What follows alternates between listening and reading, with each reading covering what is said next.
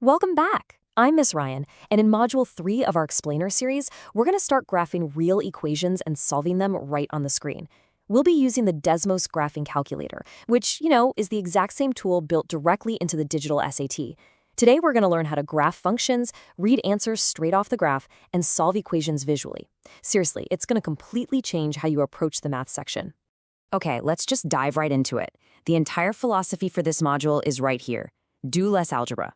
Pick up more points. The goal is incredibly simple, right?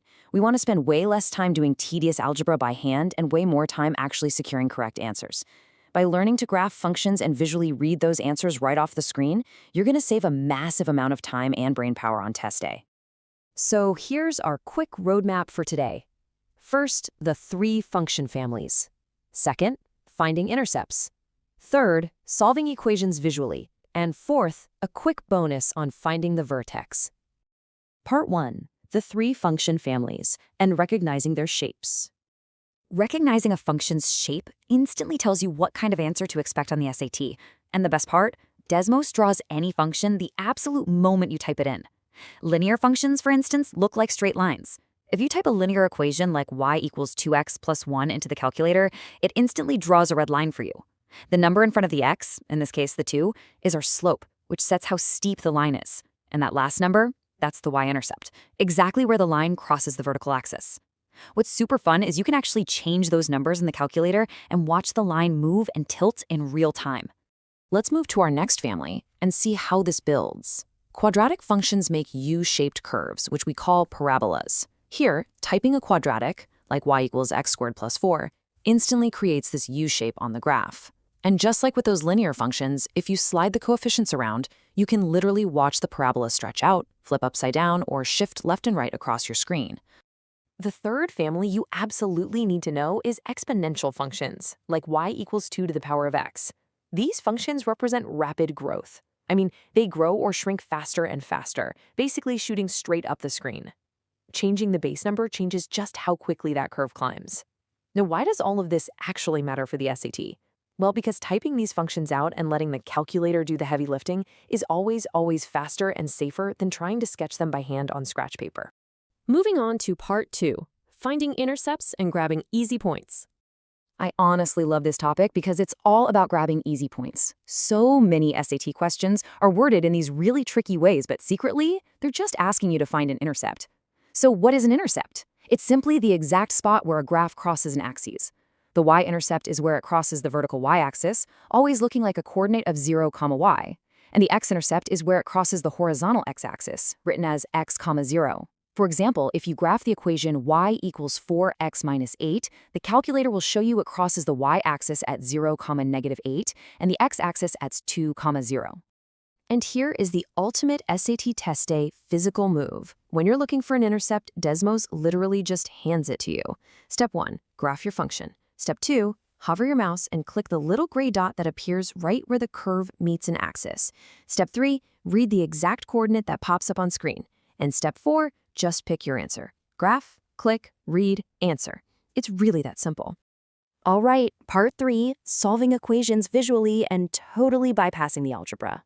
This is where we start doing the really cool stuff. I want to reassure you right now, you can solve almost any equation on the SAT without doing multi-step math by hand. You just let the graphs do the work. Here's how you do it.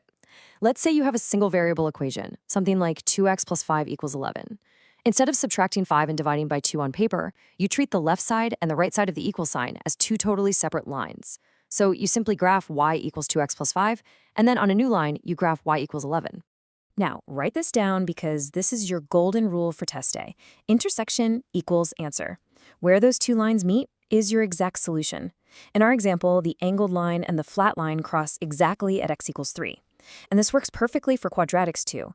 If you have x squared minus 4x plus 3 equals 0, just graph y equals x squared minus 4x plus 3 and look for where it hits 0, the x-intercepts. The intersection is the answer. It's fast, it's highly visual, and it's honestly incredibly hard to get wrong when you can literally see the lines crossing right in front of you. Finally, part 4, a quick bonus on finding the vertex. Consider this a major level up for your test prep. This is going to help you tackle some of the most common high-level questions the SAT can throw your way. If you've taken a practice test recently, you might be asking, but Miss Ryan, what about minimum and maximum values? And hey, it is totally normal to feel a bit of anxiety when you see an SAT word problem asking, for what value of x is the expression smallest? Those words used to mean a lot of complex factoring, but not anymore. To solve these, you really just need to know about the vertex. The vertex is the turning point of a parabola. It's the absolute lowest point if the U-shape opens upward, or the highest point if it opens downward. Instead of completing the square or trying to memorize some complex vertex formula under pressure, you can just graph the quadratic, like y equals x squared minus 6x plus 5, and literally just click the very bottom of the curve. DESMOS will label that turning point for you. Here, it's at the coordinates 3, -4. Oh, and a quick fun fact.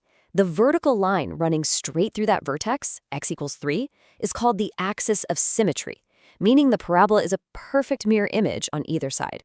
Once you've clicked that vertex and got your coordinate, let's stick with our 3, -4, you just need to know how to read the SAT question to give them the right number. If the question asks, what is the minimum value, they want the y coordinate. In this case, the smallest value of the function is -4. But if they ask what value of x gives the minimum, they want the x coordinate, which here is 3. Just read the question carefully and pull the right half of the coordinate you just clicked on. All right, let's do a quick, encouraging recap of these 4 incredibly powerful visual tools you've just added to your SAT toolkit. Number 1, you know how to graph linear, quadratic, and exponential function families. Number 2, you know to literally click the gray dot to find easy x and y intercepts. Number 3, you know the Bolden rule, intersection equals answer, to solve equations without algebra. And number 4, you know how to click the vertex of a parabola to instantly find minimum and maximum values. I highly, highly urge you to open the live calculator on the course website right now and try each of these moves for yourself. You are doing amazing. Remember, every time you practice this graph, click, read method, you turn a slow algebra problem into a fast, confident point on the board. Next up in Module 4, we're going to build on this and tackle graphing systems and inequalities, meaning we'll be throwing multiple equations on the screen all at once.